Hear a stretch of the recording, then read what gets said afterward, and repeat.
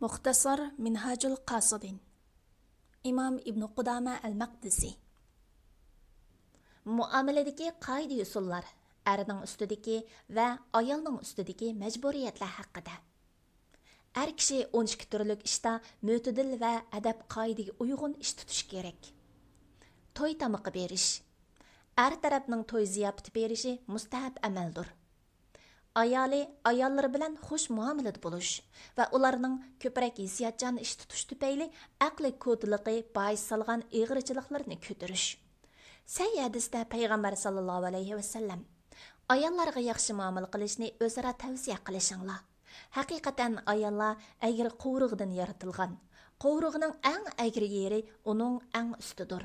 Agar uni ruslayma desang, sundirib etsa, uni o'z piti qo'ysang, hamisha agir turadi.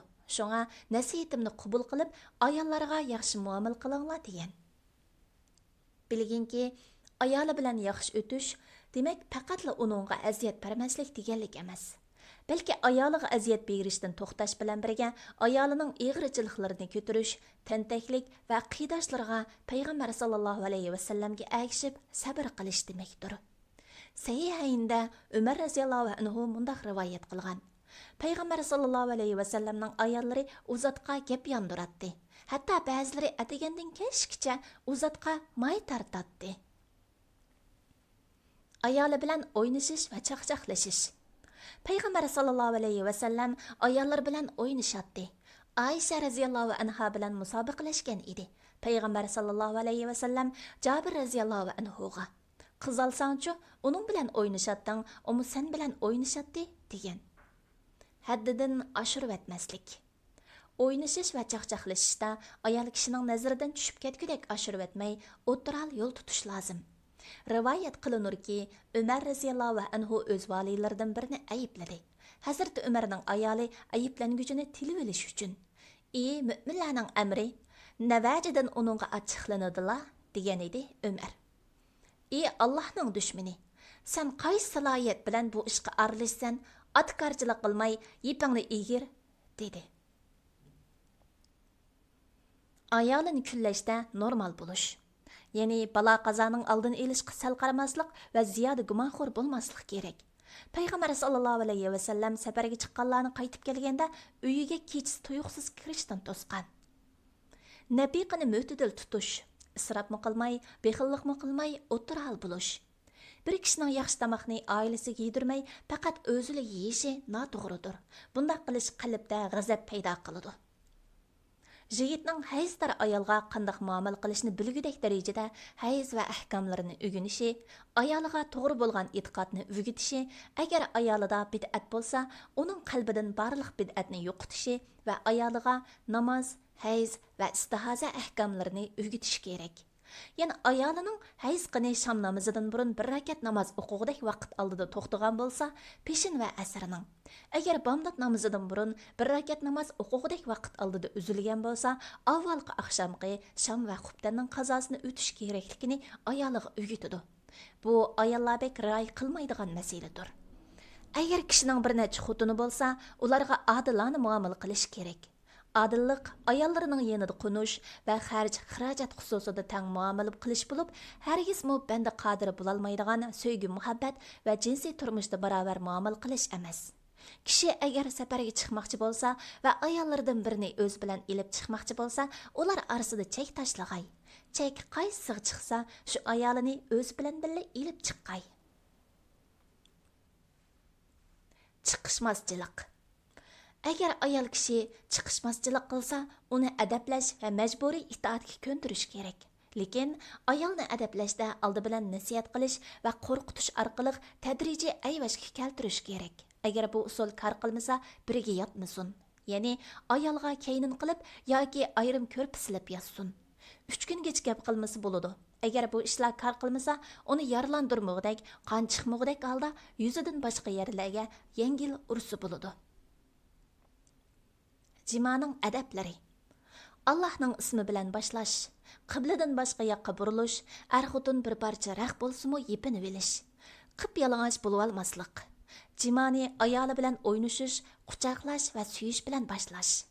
Ba'zi olimlarning qarashida juma kuni jima qilish mustahabdir. Er öz şəhvətini qandırğandan keyin ayolının bu şəhvətini qandırıb bilishni küssün. Çünki ayolının lazzat bilan ihtilam bo'lishi kechikib qolishi mumkin. Er hayzdar ayol bilan o'ynashmoqchi bo'lsa, ayolning beldan tizig'icha kalta ishdan bo'lsa-mu kiyib olishi. Hayzdar ayol bilan normal jima yoki orqasiga maqitigi qilishining mumkin emasligi. Haysiz ayoli bilan ikkinchi qatam jima qilmoqchi bo'lgan erning tanasul a'zosini yuyishi va tahorat ilib ondan kelishi. Junub holda chat tushirmaslik, tirnoq almaslik va qon almaslik qatorliqlarmi adabning jumlasidandir. Azil qilish makruh, ammo ruxsat berilgan ishdir. Tug'utga aloqador adablar 6 turlikdir. O'g'il tug'ilsa bek xushal bo'lib, qiz tug'ilsa qayg'urmaslik. Chunki kishi xayrining qaysida ekanligini bilmaydi. Yangi tug'ilgan buvoqning quliqiga azon o'qish. Chiroyli ism qo'yish. Sahih Muslimda kelgan bir hadisda Payg'ambar sallallohu alayhi va sallam Alloh azza va jallaga eng suyumli ismlar Abdullah va Abdurahmondir degan. Bir kishining ismi yomon ko'riladigan ism bo'lsa, uni o'zgartirib etish mustahabdir. Rasululloh bir qism sahobalarning ismlarini o'zgartirib etgan. Jumladan Aflah baxtga erishdi, Nafi nabbarguchi, Yasar solxay solchi, Rabah payda, barakat qatorliq ismlarni qo'yish makruhdir.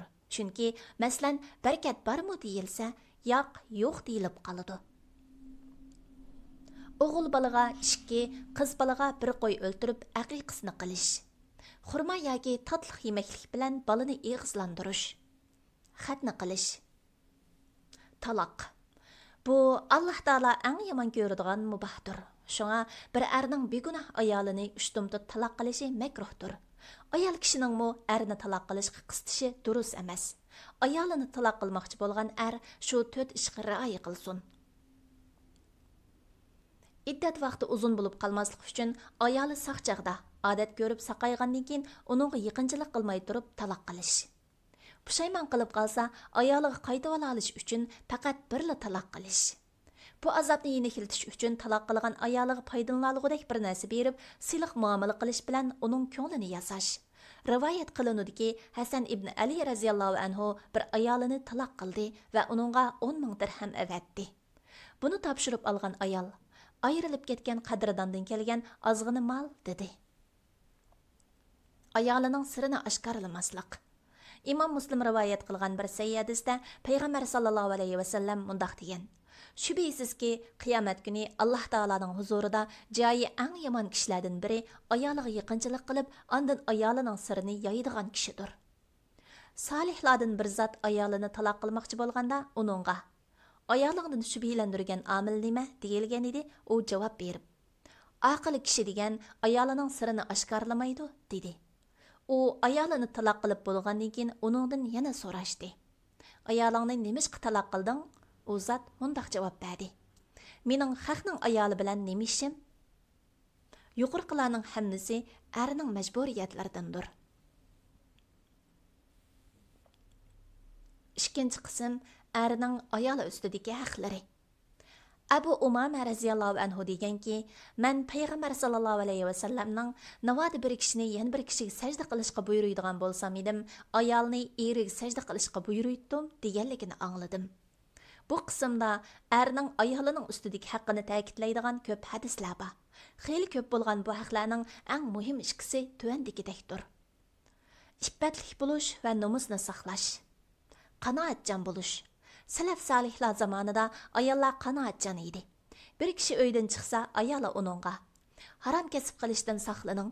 Biz ochliqqa va namoratlikqa sabr qilamiz, ammo jahannam o'tiga sabr qila olmaymiz deydi. Ayol kishi erining melini isrof qilmasligi kerak. Agar ayol kishi erining roziligi bilan boshqalarga tamoq bersa, eriga bo'lgan savob o'xshashla ayolga bo'ladi. Agar erining roziligisiz boshqalarga tamoq bersa, eriga savob, ayolga gunoh bo'ladi. Qizning ota-onasi qizni ko'chirishdan burun qiziq keraklik adab qoida, nazokat usullarini o'rgatishi lozim. Ayol kishi uyda o'ltirishi, jipiga yurishi, qo'shnilarga oz gap qilishi, eri yo'q holatda kishilardan yiroq turishi, eri bor yerda yoki yo'q yerda birdek uning hurmatini saqlashi, har vaqt erining xo'shalligini ko'zlashi, o'z nafsi va erining meli jihatda erga xiyonat qilmasligi, erining ko'rpisiga eri yomon ko'radigan kishilarni dastatmasligi va erining ruxsatisiz boshqalarni uyga kirgizmasligi kerak. Ayol kishining himmati o'zini isloh qilish va hovlidagi ishlarni imkoniyating yetishicha qilib, uyini yaxshi saramjonlashtirishda bo'lsin. Erining haqqini o'zi va barliq yaqinlarining haqqining ustida qo'ysin. Nikoh bo'limi oxirlashdi. Planlag'uvchi doktor Abdulaziz Rahmatullah. Tarjim qilguvchi Abdullah Abdulmajid. Nashr qilguvchi Sajiya İslam Tədqiqat Mərkəzi. Muharriri Doktor Abdulaziz Rahmatullah A9 Oğuz.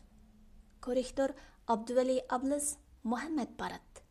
Layihəligücü A Aqhun. 2024 yılı 1. nəşri 1. qatım bəsilişi. İstanbul. Nəşr huquqi Sajiya İslam Tədqiqat Mərkəziga təvə. Hər qandaq o'rin yoki shaxsning xohlagancha ko'paytib tarqatishiga ruxsat qilinmaydi.